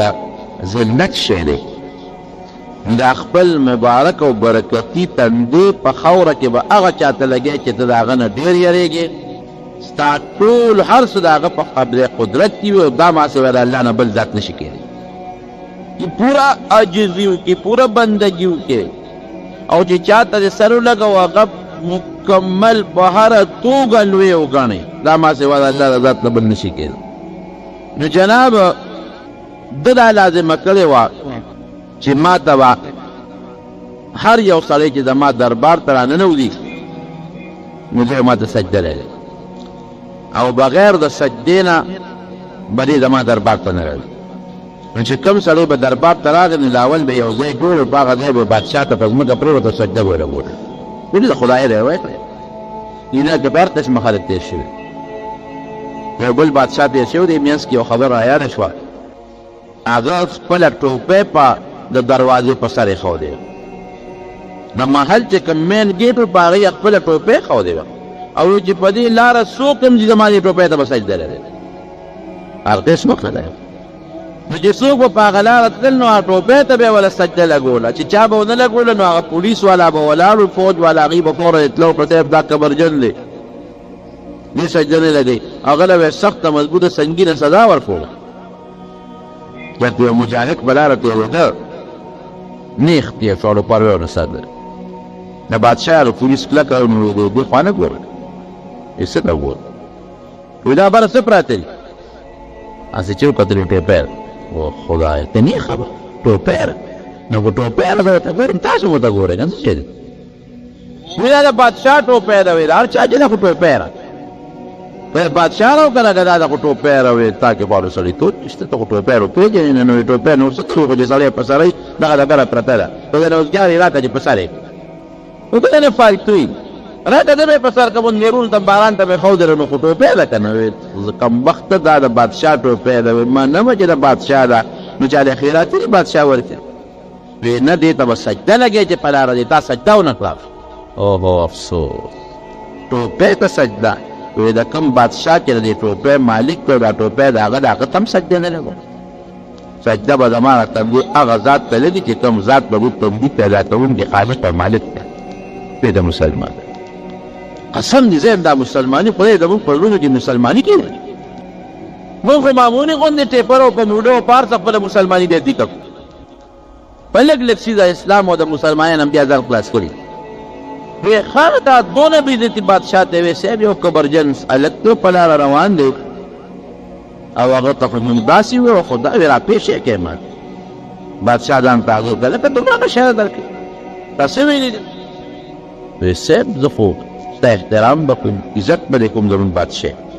قدر به دې کوم څه حکم یې ما ته ووایه چې زما په وس کې زه به پوره کوم خو سجده به زما هغه ذات ته لګي چې کوم زما خالق او مالک سي ستا ټوپۍ خو څه چې چې ستا کوم مخامخ راته ولاړې چې تا ته هم سر ونه لګو تا ته هم بادشاه وایي داسې چم دی چې دې وجل غواړي خو دې په داسې مرګ وجل غواړي چې داسې مرګ د بل چا نه وایي د بچي راولي بچي ولا راوستل بادشاه تلاوت تپوس کې لکه ته څه کار کوې معلومات ورسړي کوي وایي زه صاحب غشو ویشته نو په ویشتو واده هسې یې ورته ما له د غشو د ویښتو چل راځي چې زه غشي ویلم نو هغه چې کوم ځای ته مې شیشه غشتي نو پوره هغه دی لګي فوټې یو انجن د هغې نه مخکې رستونه دي دا د بهادري وه چې د بادشاه په مخ کې د خپلې بهادرۍ اظهار کوو ویل ښه غشي ولې او هغه چې کوم شیش دی برابر دی وی او ورچې ویله د بچي راول بچي راوستل او یو زوی یې ورته مخامخ ودرېد او د هغه په سر باندې مڼه سیو کېښودې وی ته مې غشي ویشتو چې که دا لیدلر او دا غشي راواله او دا اوس دا سیو به ولې پته به دې ولګي که ته دا غشو د ویشتو ماهر او دا سیو دې وویشته نو انعام به م درکم او خوشي به دې کړم غږ هم درته نه کوم او که سیو دې خطا کړ نو ستا نه هم سترمن وباسم او چې خطا شي نو سیټ به لګي د خپلې په سر یې ورته سیو ایښودي اوس دې چې سم چل درته اوس واقعي د غشې خطا کېږي خو د دوی سر به لګي یا به دوی سترګې لګي یا به پوزه لګي یا به مخ لګي وی دا سیو به یې ښودي پته او که صاحب که مې وویشته ودې ویشته نو زه بري او به یوازې بریتوب نه تاله به ډېر لوی عزت هم لري غریب غشې ولینده په لاس کې واخیستل چې خدای پاکه تاسو په امتحان کې ګیر شو ما خو چې د غشې لاس کې نه دی اخیستی نه مې هنده په لاس کې اخیستې ده او دا سیو زما د دوی په سر پروت دی نو الله دا به څنګه چل کېږي زوی به مې لګي سیو به لګي د دوی سترګه به او ګران کار دی چې دوی مخامخ سوي ته ودرېږي د خپل زوی وله دا داسې مطلب جوړه کړه خپل زوی دی اسی ورته په سر کېښوده ویل شابه اوس شیشناکه تا دعوه کړی چې زه د غشو د ویشتې ماهر تکړه شم غشو یې لاس کې واخیستو یا الله ستا د ناموس او ستا د خاطر الله دا هر څه ما سره کېږي یو دې سجده تا د روم دې بادشاه ته نه الله زما دا لاس هم ستا په واک او اختیار کې دی او الله زما دا بچی هم ستا په واک او اختیار کې دی او زما د بچي د مرګ هم ستا په واک اختیار کې او زما د عزت او ذلت هم الله ستا په او تا ته الله پته ده چې د غشې مې په لاس کې نه اخیست ای الله دې رسوایه نه خو نه وساتي چې غشې راښکو ور پرېښوده تاریخ لیکي تاسو یقین وکړئ چې پټک هغه سیو په دا منځ دی بچی یې بچ شو سیو ډکرې ډکرې خوړه بادشاه ځان ته رانږدې ته ویې ټپو وایي دا نارضوان دی دا لاس ما بري م کړی بري مې کړی او زما ټوپۍ چې زما په دروازه پرته هر څوی پیري سجده به ورته لګوي او ستا متعلق د اعلان دی چې ته زوی هسکه غلی ګرده چې ګورې زما ټوپۍ خو ځکه چې چا ته هم سجده ما سوا د الله نه ونه لګوي باید هغه هغه باندې دی نو بادشاهان هم قسمونه تېر شوي دي شداد هم د خدایه دعوه کوي د خدای او چې کم سړی به دربار ته راته نو دی لومبی حکم و چې سجده به ماته لګي او چې کم سړی به دربار نه بارو نو د خپل شکل بوتان یې جوړ کړي دي نو یو بوت به خلکو له ورکو هر چا ته په کور کې د بوت پروت و هغه بوت ته به سجدې لګي که مریض به راغی د دغه شداد بادشاه نه بیا غوښتنه کوله چې دا هله جوړ کړه که چاته بل څه تکلیف و ده نه بیا غوښتنه کوله چې ما جوړ کړه بس پوره د خدای دعوه کړې او ډېر لوی زور یې ډېر لوی طاقت یې که د زړه نه څوک وګڼي خو مجبورو خلک یو ځل یې سوچ راغی یاره وایي خدای سره خو دوزخ او جنت دي زما خو دوزخ او جنت نشته مې وایي ځای کې یې کنده وپرانېستل او په هغې کې یې اور بل کړ په ځنګل یې قوم مقرر کړ وایي تاسو به روزانه دومره لرګي راوړئ په دا اور کې نور اچوئ نور باسې بلېدغی او چې کوم سړی به د نافرمانه و چا به یې خبره نه منله چا به ورته سجده نه لګوله بس ابه یې نیو اور کې به یې غورځوي خدای خو دې ته وایي چې سزا په اور خلکو له ورکوي نو چې کوم سړی زما نافرماني کوي د خدای به اور ته به یې غورځوي وایي جنت په جوړو وغواړه نو حکم یې وکړو زما په سلطنت کې چې کوم دی خشته خوږه ځمکه چې هر قسمه میوه زرغوني هغه ځای ما ته وښایه نو هغه زمانه کې چې کوم د زراعت او د ماهران و هغې وګرځېدل یو علاقې ورته وښودل وایي صاحب داسې علاقه ده په دې کې هر قسمه میوه کېږي ګلونه هم پکې دي اوبه هم پکې دي داسې دی چې اوبه هم پکې وي موسم یې مزېدار دی اعلی دی داسې دی ورته وښو اوس ډېر لوی شاندار دی او د اعلان وکړه چې په مخ د ځمکه کوم قسم میوه د هغه راوړی چې دی په خپل باغ کې وکړه او اعلان یې وکړئ په مخ د ځمکه چې کوم قسم ګل دی او بوټي دي چې هغه په خپل باغ کې وکړه بس لګیا دي پکې کار خدمت پکې کېږي په باغ کې او داسې یو اعلی او قیمتي باغ یې جوړ کړ داسې قیمتي چې په مخ د ځمکه د میوې کمې میوې بوټي و نو هغه د په دې باغ کې او چې کم ګلاب و کومه اونه وه هغه د په دې باغ کې وه وی خلک جنت د په ولي وي نو ماله به داسې کوی چې خشته ټولې ولې به د ما په دې باغ کې بیږي نو د اوبو خشته منېدارې ولې یې پکې جوړې کړې چا ورته وی صاحب په جنت کې خو به د پیو ولې وي وی لختې جوړ کړې او میخې راولې ابه لشې او هغه میخې به هغې هغه پی به هم زما په دې باغ کې روانې ګرځي به وی جنت کې خو به شاته مي د شاتو ولې به مې وی لړ شی او په مخ د ځمکه ګرځې چې کوم ځای د شاتو مچۍ وي راولې حتی کې چې کوم د زندګۍ او د آرایش او د خوبصورتۍ سامانو هغه ټول یې د په خپل باغ کې کېښودل خشته خشته جینکۍ او هلکان یې راوستل هغې یې په هغه باغ کې ډېره کړل غټ غټ محلونه او بلډینګونه یې پکې جوړ کړل او چې څومره بیري دي لال جواهرات یاقوت مرجان چې زما د سلطنت کې هر څومره ټول راوړی په دې باغ کولل لګیا دي صاحبه مستریان لګیا دي څوک پکې وسپنه لګوي او څوک پکې پیتل لګوي او څوک پکې کاڼې لګوي او څوک پکې یاقوت او مرجان او څوک ملغلرې پیسې وي خرڅ کېږي او باغ تیارېږي اعلان یې وکړو چا ورته وی صاحب د الله په جنت کې خو داسې محل به چې د هغې به یو وخت د سرو وي بله به د سپین وي پیشا به یې سره سپین هم راغونډ چې په مخ د ځمکه زما د باغ نه بار چا سره هم سره سپین وي ټول راغونډ کړ بازارونو کې وګرځېدل سره سپین یې راغونډ کړل د هغې نه یې وړې وړې خښتې جوړولې او صاحب د هغې محل هم پکې جوړېږي زه داسې جنت جوړ کړم زمونږ په دې خلکو کې دا مشهوره ده وایي دا جنت فردوس هغه جنت دی یا سلات جوړ کړی ویله مې ډېره قمقله خبره ده ډېره قمقله خبره ده اوس الله دا شداد جنت ته محتاجه دی شداد بسي او د هغه باغ بسي جنت الفردوس خو الله جوړ کړی دی خدای دې وله موږ بولي هغه زمانه کې جوړ کړی دی چې دا د ځمکه اسمانونه هم نو پیدا او جنت الفردوس خو نبی کریم صلی الله علیه وسلم فرمایي اذا سألتم الله فاسألوه الفردوس اذا الله نه سوال کوئ نو فردوس ته غواړئ لکه چې په ټولو جنتونو کې دا اوچت جنت دی او د جنتونو په دا منځ کې دی ډېر اعلی جنت دی الله دې ورته موږ بولي دا د شداد څه معمولي غوندې باغ دا د هغې څه مقابله کېدی شي د جنت د یو بوټي مقابله د یو میوې مقابله نه شي کولی دا دروغ خبره ده چې دا چا مشهوره کړې ده څومره سره سپین چې دا ټول پیدا کړي چې به بنګلې پکې جوړې کړه او په چا کې دا وایي دا جنکۍ پکې دی دا حورې دي او هلکان وایي دا غلمان دي او ولې پکې جوړې کړه او باغونه دي او کاروبار دی او سره او سپین راغونډېږي چې هغه سوی سپین یې پکې ولګول د هغې پکې د شیشو کوټې یې جوړې کړې د سرو سپینو یې جوړې کړې وزیران ولاړ و صاحب جنت ته تیار محل هم پکې صاحب تیار کل محل وزیرانو له محلونه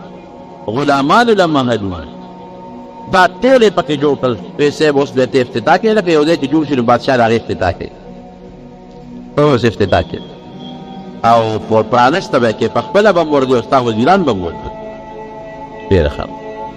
جدي څنګه را روان شو که نه خو دا ظالم سړی چې ظالم د ده نه د انسان هم نفرت او د الله د فرشتو ته ګورې ابراهیل علیه السلام فرشتو به الله ته چې یخلال ډېر ظالم سړی ستا سره یې ځان سم کړی خدایه راوینیسي او د الله هر کار پرې کړه فرشتو به هم سوال کو چې الله د اسرائیل علیه السلام ته حکم وکړه بس ساتې وباسه الله ستا مقابله کوي او ستا د جنت او د اور مقابله د دوزخ او د جنت یې شروع کړې نو جناب چې هغه جنت یې تیار کړو وی چې ته بار هم سر پرېښي وی نه سر سپین هم پرېښي وی نه سر غیرې یاقوت مرجان ملغلرې دا هم پرېښي وی صاحب قسم نه دی پرېښي ته راشه جنت وګوره داسې نه دی ډول یې کړو وی غږ ورې که زه خبر شوم چې لږ سره او سپین او دا څوونه لږ هم بار پاتې نو بیا به سره ګورم یو سړی را مخکې وی صاحب لږ سره بار دی کوم ځای ویره یو ماشوم نجلۍ وه د هغې غوږ کې والی وسرو من ویلو موږ د را والی رسټېد خو هغه په ژړا شو په چغه شو یتیمه د پلار یې مړ دی زموږ په رحم راغی دقه والی په فلانکي کلي کې یو ماشوم یې په غوږ کې ستا او باقي په مخ د ځمکه چې څومره کالي د ښځو او د نرو موږ ټول راغوښتلي ستا په باغ کې نه ګوري وایي هله به د اس نه کوزېږم چې د دغې ماشومې نه هم دا والی راوړی او د جنت د دروازو خوا کې ولاړ دی راننه ټول فوج او لښکر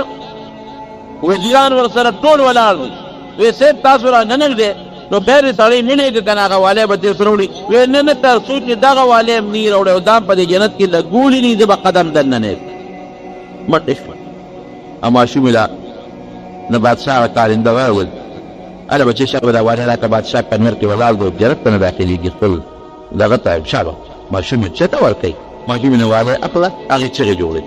چې نه نه نه زه نه ورکوم نه ورکوم. بس هغه تاسو ورته ګوتې کړه چې دی لږ چک ورکړه دې لږ چک ورکړه دا غوږونه یې ویله وشلول او هغه والی ته وکړه په منډې ماشومې الله ته مخ کړه چې الله ارمان نو که زما پلار وی نو زما دا والی خو به یې زما نه دې ظالم نه وی یتیم یم یتیم تا بې صرف کړم پروردګار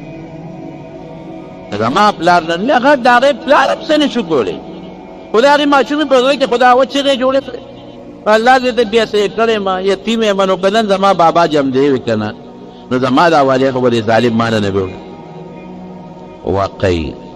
حدیث پاک کې راځي چې د یتیم په سر به د رحم لاس کړی او الله په دې باندې خوشحالېږي چې څوک د یو یتیم ماشوم یا ماشومې په سر د رحم لاس کړي دنیا کې به الله رحم کوي. او د یتیم او د مظلوم هغه حدیث پاک کې راځي چې یو مظلوم چا سره څوک ظلم نشي هغه ته مظلوم وایي یا هغه هغه د خولې نه وباسي د الله دربار ته د دې نه زر رسېدونکی شی بلې نشته. او الله ورته وایي چې ای مظلومه ظلم در سره شو لانصرنک ولو بعد حین زه به تا سره امداد کوم به ظالم نه بدل بدل راکړم نو مې ساک تستی وي خیر دی خدای بدل بدل ده. هغې ماشومې اثر الله ته اوچت الله دې اوچت کړ. بادشاه وی څه جلم مې کړ وی دي هغه والی نه وړه شاه به دا ویلي کې درګر ته وایي چې دا به دا کوي له دې نه روپۍ به نه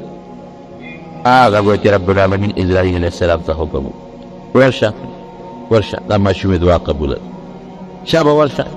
چې دا سپوره ده نه د دې باغ ته قدم وانه چې باغ ته ننوځي چې دا مړی ورته نیولي ساري ته ایستي شاه به فټافټ بادشاه وزیران ټول شاته ولاړ دی او پورته لوی دومدام جوړ دی او باغ جنت ویله جوړ شوی د هغې افتتاح ده او ډیلکي دی او نخري دی او ډوډیګانې دي او میلمانه دي او لوی شرمول جوړ دی او ناګهانه اسرائیل علیه السلام راغی او په اسات ورنږدې شو مړی یې ونیو او سیت یې وایستله په هغه اس د پاسه مړ شو لاندې راپرېوت خپل باغ ته داخل ده او روایت کې راغلي چې ماشوم یې الله ته فریاد وکړو نو فرشتو الله ته چغې جوړې چې یا الله دا ماشوم یې ورته مې د ډېر ظلم ورسره کېږي یا دې ظالم سره خو ډېر نور صبر ورته وکړئ الله رانیدی د ابراهیم علیه السلام نه چا تپوس وکړه وایي ته خو د ډېرو خلکو نه څادانې وباسې دا راته ووایي چې ته په چا دې رحم راغلی دی وایي نه زما په اړه دې رحم الله نه دی کړی ما ته چې الله حکم کړی دی که هغه ماشوم دی خو د دا دی په لس دی په شل دي ساده راواله ابراهیم علیه السلام سره ډېرې فرشتې ملګري چا نه بخپله وباسي چا نه د نورو فرشتو په ذریعې څه وباسي ناسې رحم نه خو هسې چېرته د افسوس یاره یو ځای کې مې افسوس کړی هغه څنګه یو دریابي کښتۍ روانه او په دریاب په منځ کې الله تعالی هغه غرقه کړه ما ته یې حکم وکړو چې ته ورشه او چې څومره په دې دا خلک دې په د کښتۍ کې نو دا دې ټولو نه سا وواسه زه ورغلم څاګانې مې ترې اوچته کړې یو زنانه وه او د هغې په غوږ کې ماشوم وه او هغه ماشوم یې د خپلې سینې ته راپیوست کړی و هغه ماشوم به پی ورکړ او د کښتۍ یوه تخته چې ماته کړه نو دغه زنانه په هغه تخته راپاسه ناسته وه او دا د دریاب د چپو به دا تخته کله داسې وړله او کله به یې داسې وړله ګڼه تخته وه او دا پې دا زنانه چې هغه ماشوم به چې په دا غېږ کې دی او پی ورته دقه وخت کې ځان ته پیوست کړی دقه ځان یې کلک کړی تخته یې نیولې ده او ماشوم بچی یې نیولې دی او دا دریاب وله چپې ورکوي وایي تا ما ته حکم و چې ورشه دې ښځې نن سا وباسه ستا حکم الله نیغ رالم او دا ته الله تپوس کوي چې په چا د رحم راغلی دی وایي ستا حکم و الله ورلم او د هغه مور به مې ورسه وویستله او هغه ماشوم بچی یې په دریاب په منځ کې په هغه تخته د هغه مړې مور په هغه سینې دقسې پاتې شو وایي دقه ځای مې وایي په ډېر افسوس وکړو چې الله دا ماشوم بس څه کوي دا خو ډېر قابل رحم دا یو افسوس پرې کړی دی اسرائیل خبر شو چې هغه ماشوم څه شو وایي نه الله بیا ته نه خبر وایي ښه نو ما دریاب ته حکم ورکړه هغه تختې یې چپې ورکړې او په درجه هغه تخته غاړې ته ووړو ماشوم دې په غاړه مختص شو بیا مې یو زمری مقرر کړه ابا راتلو دی ماشوم له به پی ورکړم ورځ مرې خو چې انسان وویني بیا ماشوم ایته دی روپري او چې په حملو کې په یو ساعت چیر پار ما زمره مسلط کړل الله تعالی خو پولیس هغه زمره براتله ماشوم له به پی ورکړ بیا ورتله بیا براتله ماشوم له به پی ورکړ ماشوم مې ورو د هغه زمره په هغه پی باندې وویت نه ګرځېدو شو چې هغه ماشوم نه ګرځېدو شو منډې ترنې شروع کړو ښایسته ماشوم لاړ کلي ته ورسېده هلته مې موله د خوراک او د ستاک انتظام وکړ اخیرا کې هغه ماشوم غل جوړ شو غل خلکو نه بیا غلاګانې کولې ډاکوي ته جوړ شي ډاکومارو سره ملګری په لاره به یې د خلکو نه شوکې کولې ډاکې به یې کولې اخیرا کې خپل ملګري را یو ځای کړل او د علاقې په حکومت پسې حمله وکړله او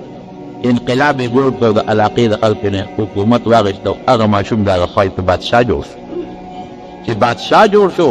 د هغې نه پسې د خدایه دعوه وکړه او دغه شتات ته جوړ شو چې راوستی ته څه وویستل د هغه ماشوم نه ما جوړ کړی یاره ما کې دا واقعه وکتله نو ما ویل چې پروردګاره څه د لوی قدرت او د حکمت مالک او بادشاه یو ماشوم د مور د غېږې نه چې مور یې په تخته مړه چې د هغه نه بادشاه جوړوه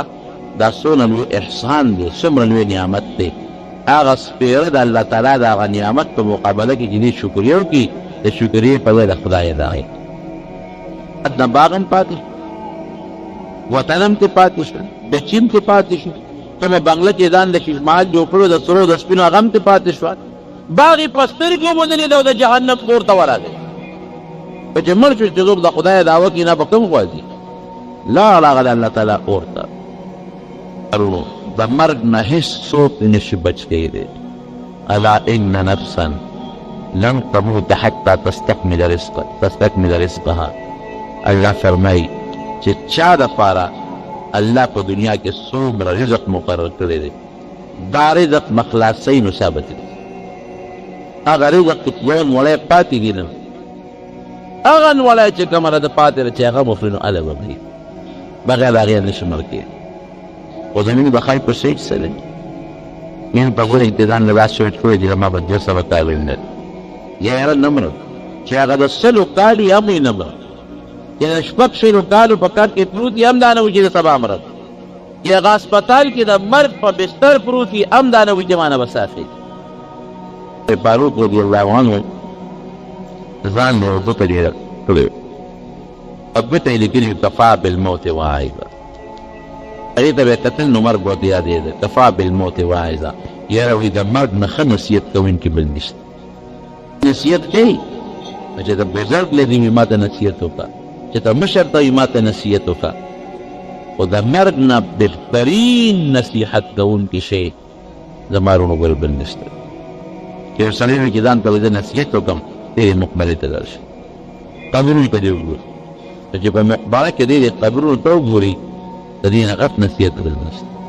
دا چې څومره په مقبره کې مړي پراته دي دا څوک دي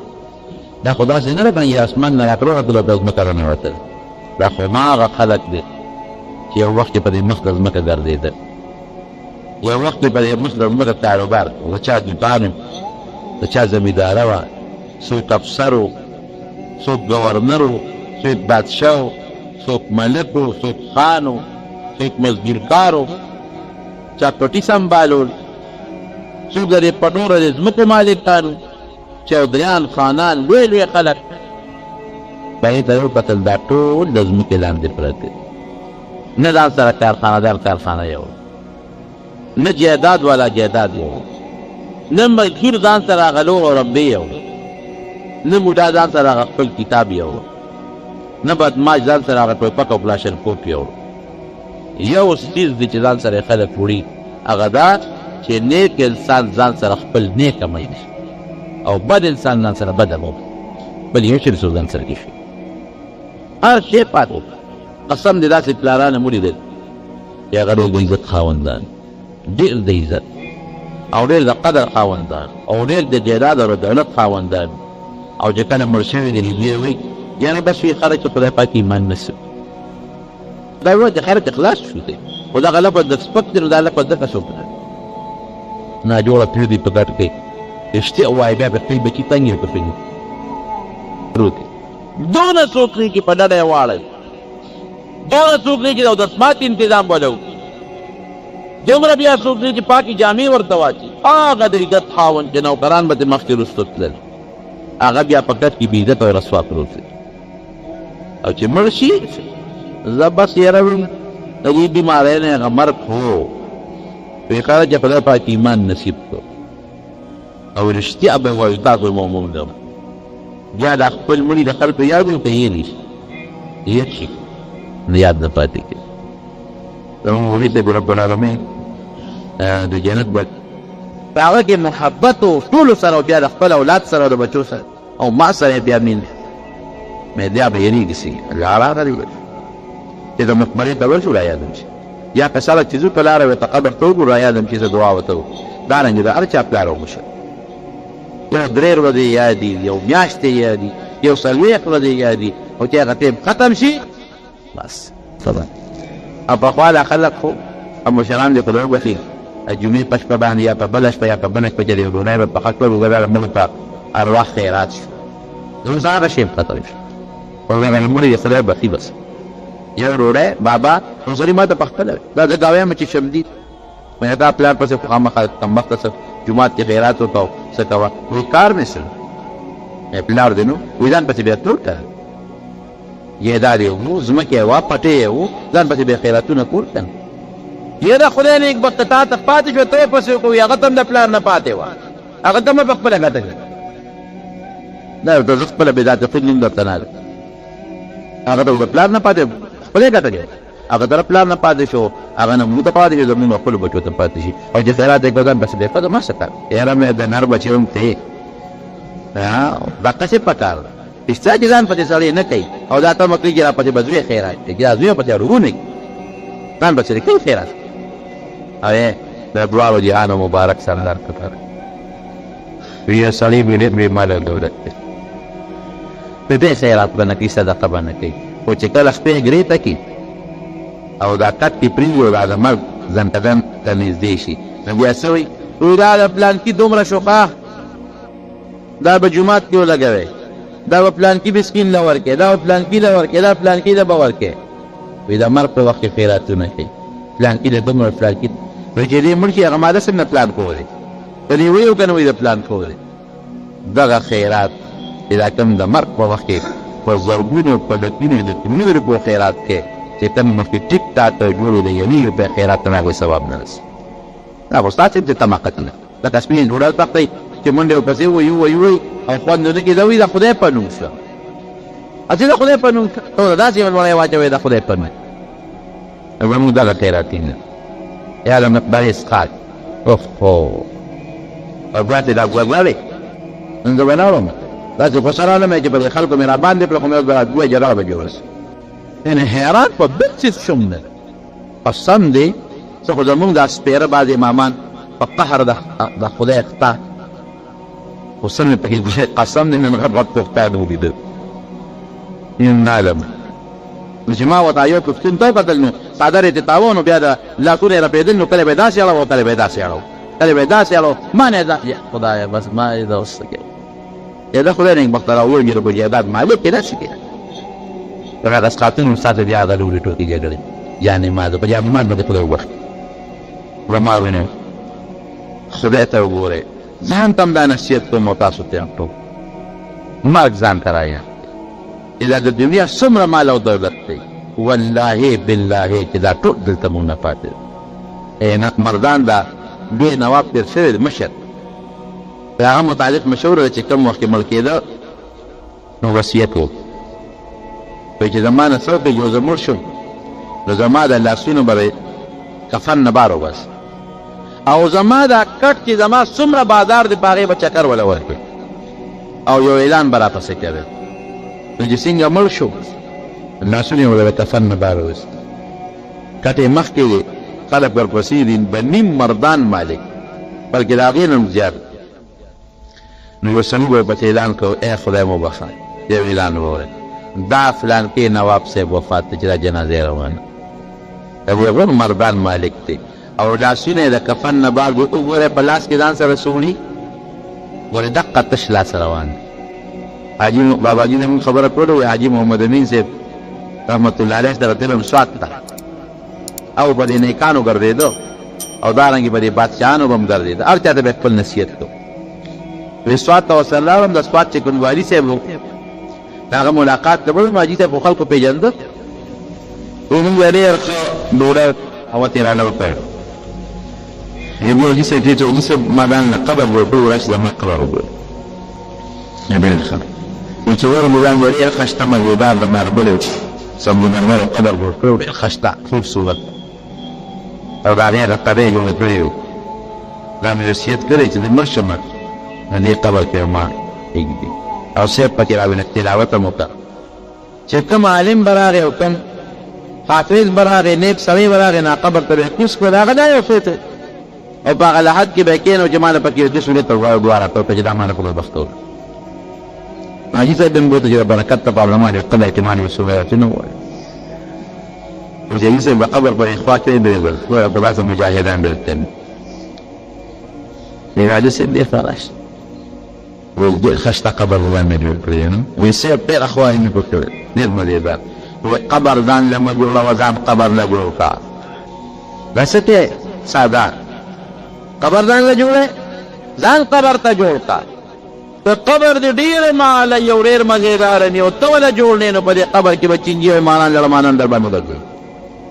سنگ مرمر قبر دی دې کې به در باندې مالان او لړمانان ډکې او چې قبر دې کچی او به ختم بکي او ته ورته جوړې نو د پیغمبر وینا د هغه قبر بدله د جنت د باغچو باغچې سنگ مرمر څه ته وایي قبر روضة من رياض الجنة د جنت د باغچو باغچه د جنت د باغچې نه سنگ مرمر قبر څه شي او یا حفرة من حفر النيران د جهنم د کندو کند د بدمنه سړي قبر د جهنم د کندو کند وی ځان قبر ته جوړ کړه داسې کې وایي چې نه قبر مې جوړو وی حاجي صاحب وی چې دا خبره مې ته کړې په خوله کې نه ونیوله لږ ساعت چپه والي صاحب چې حاجي صاحب بس سترګې دې راله رڼا کړې څومره نیکان او بزرګان او عالمان چې مې روستي دي او دې قبر کې مې کښېنلي ټول وی چې او دې قبر مې پکې علاوتونه مې ویلي هم راته کړې ده چې دا کومه نصیحت راته په نو ما دې سترګې وبلولې بس روان کې دا قبر سنگ مرمر روانوي او د هغې نه پسې ځان له استاد کونی و عالم علم یې وښود هغه نه رب العالمین ګناه جوړ عالم ته جوړ شو بیا د حاجي صاحب به هغه یو ټکي ته چې سړی په سر وایي دا مونږ چې جنازه کوو دا جنازه مونږ دې جومات ته نه شو کولی دا مونږ اتباع کې نه شو کولی د هر چا خپله حجره ده دا په حجره کې جنازه نه شو کولی چې شریعت پرېږدی ویسه مقبرې ته او بیا نبی علیہ السلام فرمایي چې قبر ته ایثار چه ورسره انقلق ولن تقتل حالانکه حدیث کې راځي چې جنازه دې وکړه یو قیرات ثواب جوړ شو او چې د قبر د دفنه پورې ایثار شو دوه قیراته ثواب جوړ شو او یو قیرات د حج د غر عمره دی دغه موږ قیرات او حج د غر ثواب برباد کړ بس خلکو ته دا نه کوي د خدای د رضا لپاره زموږ جنازې نه دي بس وایي دواب وکړو یو مې دي دواب وکړو نه دوا دی نه بس دا جنازه دوا وکړه سلام تدبیر نه پسې ته چې الله مغفر لحینا ومیتنا دعا نه ده د هغې نه پس دوا به پرېږدي د نېکبخته چې مور خوښه کړي پلار خوښ کړي ورې ده ښځی ده چې هغه قلاحت ته پوزې کړي ناجایز هم شروع کړي مړې مه راټینګوئ دا څه لپاره دې کې دا غرض نه چې دوا به وکړو دې کې غرض دا دی چې ګورئ تا دا زه راغلی وم ښه ستا جنازه مې وکړه ځان مې پخې بیا دې وکړه نو ثواب دې به وینو نه مه کوئ دا قصه بلکل پرېږدئ جنازې د خالص د الله د رضا لپاره چا طالبان ښه یم که چا ویلي دي هم که چا ویلي دي هم ښه ده د مړي وارث ته تعزیه ښه ده خو تعزیه په غوا د مقبره کې دي ګویله روان شه نصیحت یې هم ته چې خدای ته مو بخښي ستا بابا عالم خدای وبخښي خلک به مري تسلي یې ده ورته تعزیه تسلی ته نو دوا به ورته ټول اسخات پته مجې پھر مسلې پته مجې پھر طریقه مجې چې هغه ته به ځان وکړي چې سبا زما مړي ځای چې ته په دې چې دله مې قبر وپنو سبا به زما قبر وپنو جنازه پکې د خدای د رضا لپاره وکړه چا د خدای لپاره چا وکړه ته په دې له لاړې چې ما ځان وښو چې زه راغلی ته به زما مړي ته راغلی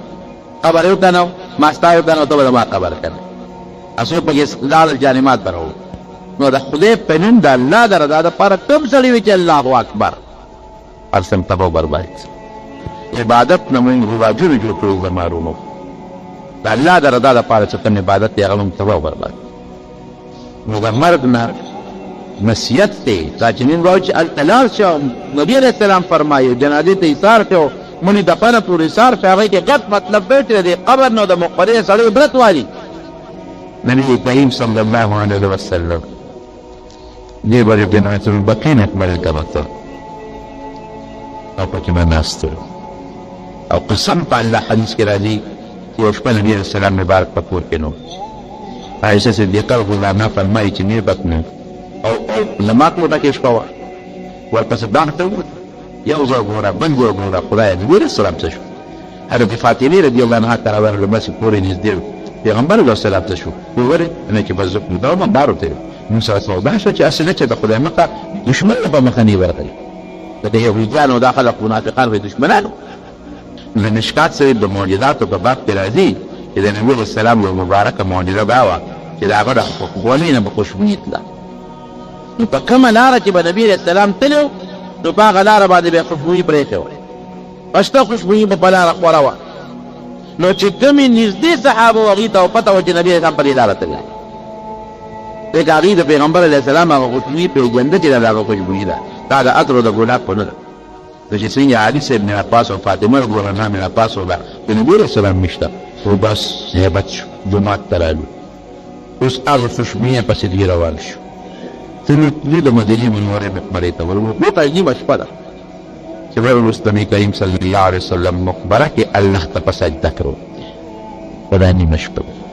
او کوم آیات پرېږدي ان تعذبهم فانهم عبادك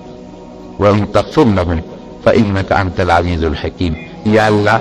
ته ټول ما د امت له عذاب ورکړې نو الله ستا بندګان دي هېڅوک دله تپوس نشي کولی هر قسم عذاب چې ورکړې ستا بندګان دي د بنده متعلق څوک جان تپوس نشي کولی هېڅوک تپوس دله نشي کولی وان تغفر لهم فانك انت العزيز الحكيم یا الله ته ته بخې او معافي ورته کړې خدای لوی قدرت مالک وي ولې بیا هم دغه څوک تپوس نشي کولی وربستلو امت دپاره په مقبره کې د نیمې شپې پروت دی او الله ته سجدو لګي ور دعاګانې ولولې ورته فاطمه رضی الله عنها ورته وویل په جاله شوه بابا ویل ژړلې څه تکلیف چا در رسولی دی څه چل شوی دی چې نیمې شپې له مقبرې ته راغلې په سجده پروت دی او الله ته ژاړې نبي علیه السلام مبارک سر راپورته کړ فاطمې دې په سر کېښود بچې نه خو نن ډېره مبارکه شپه وه د شوقدن پنځلسمه شپه وه مبارکه شپه وه او ما ته الله وحی راکړه چې په نن شپه الله د مسلمان دعا قبلوي ما ونه شه د خپلو مطلبو په دې پټه تیاره کې د مقبرې په رامیاس کې دعا ووایه څومره دشمنان دي یهود منافقان د خپل امت د دعا لپاره دواړو جهانو مبارک سردار د نیمې شپې مشورې ته مقبره کې ولې کوي ولې مسجد نبوي کې نه کوله چې هلته کې دا خپل ملګري وویني دا صحابه دا مړي وویني د سړي په زړه کې لږ نېر درد پیدا شي او تاسو یقین وکړئ د احد چې کله وفات کېده نبي علیه السلام د احد شهداو دله د احد په میدان کې شهدا دفن ده ګوره خدای کې حضرت حمزه رضی الله عنه حضرت مصعب ابن عمیر رضی الله عنه دا دفن دي او عبد الله بن جحش رضی الله عنه بعد ډېر باندې ورګور دفن دي او لږ مخامخ بله یو قلعه ده په هغې کې نیم صحابه کرام دفن یو صحابي فرمایي نبي علیه السلام لا او هغې شهداو قبرونه د مخامخ ودرېږه هغوی ته او داسې رخصت یې ترې اخېسته لکه سړی چې د جمجاو رخصته دي او خپل صحابه ځان ته مخکې کېدلو یې ملګرو زه ستاسو نه مخکې روان یم ګوره ما ګویان په رایاد ستاسو نه مخکې روان یم او زما او ستاسو د ملاقات ځای به حوض کوثر وي الله دې ورسره موږ یو ځای د حوض کوثر اوبه د پیو نه سپینې دي د شاتو نه خوږې دي د وورې نه یخ او د هغې په غاړه چې کومې کوزې پرتې دي که بوټې پراته دي سراحې د هغې تعداد د اسمان د ستورو نه زیات دی او نبي علیه السلام فرمایي چې یو ځل ما چاله په هغې سراحې اوبه ورکړو تر همیشه به بیا تنده محسوس نه کېږي او زما مردو ستاسو نه مخکې روان یم ستاسو دپاره روان یم ستاسو د پیدې دپاره او د مفتاحو د ملاقات دی به د محشر په میدان کې حوض کوثر زمارو د مړي نه چې کوم عبرت حاصلېږي هغه د جنت نه حاصلېږي په مقدره کې چې کوم عبرت دی دا په بلډینګونو کې نشته نو دا یې مسله په یاد وساتئ چې خامخا د علمونو زیارت له ملاقات ته مقبرې ته خامخا دی دا سنت ته وکړه یو وخت نبي علیه السلام ته منع کړی نهیتکم عن زیارت القبور الا تزوروها چې ما د قبرونو د زیارت نه منع کړې ده ورځه زیارت یاد ولې اخرت طرفه یاد تو فإنها تذکر الآخرة سړی چې وایي چې آخرت څنګه ته یاد شي بل مړي یاد شي بل مرګ ورته را یاد شي د دنیا د مال او دولت د سره مخکې د افغان څخه نه پاتې دي او دعا ده به تختر مولد تلاوت نه بختر مولد زنانه عموما زبون فرقان په قبول لري په شریعت نه په غلطه طریقه سي ځامن لري پوین لري په لار باندې د تقدیم عموما او برکه صحیح ولا تاروي الفتنه هم دي په دې وجه د زنانه پرده کې یو زنانه په پرده کې د خپل پلار یا د مور قبر مزید فتنې شي ونن په وطن کې د پردګي ډېره زیاته ډېره زیاته نو زه وایم چې زنانه د خپل کور نه تلاوت کوي مخې دې ورته په کور دې نفل کوي مخې دې ورته او نارینه نه په پته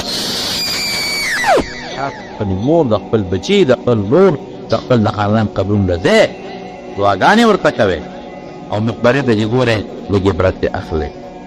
نو دا آیت مشهور دی ځکه مې باید وترته چې كل نفس ذائقة الموت یو بسا خاوند دا په دنیا کې همیشه لپاره د مینې نشي پاتې کېدی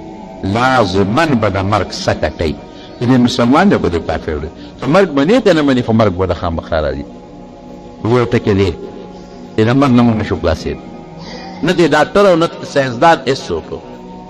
یو څه زموږ ستاسو را کامیابی الله ته محتاج یو او ډېر ګناهګار یو حقیقت دا د جمعې مبارکه ورځ ده په اخلاص ته رب العالمین ته حضور ته دا دعا کړه چې یا العالمین یا رب العالمین زموږ مرګ د ایمان مرګ وګرځوي الله زموږ مرګ د اسلام مرګ وګرځوي الله زموږ خاتمه بالایمان